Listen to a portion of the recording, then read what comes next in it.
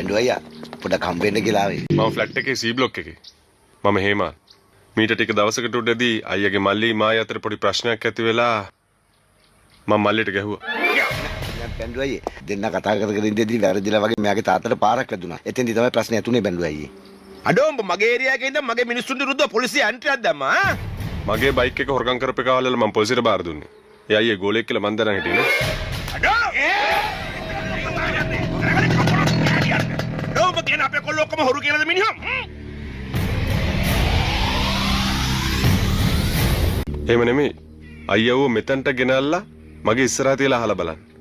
ඌ නෑ කියනවා නම් මම මෙතනදිම කපලා කොටලා ඉවරක් කරලා දාන්න.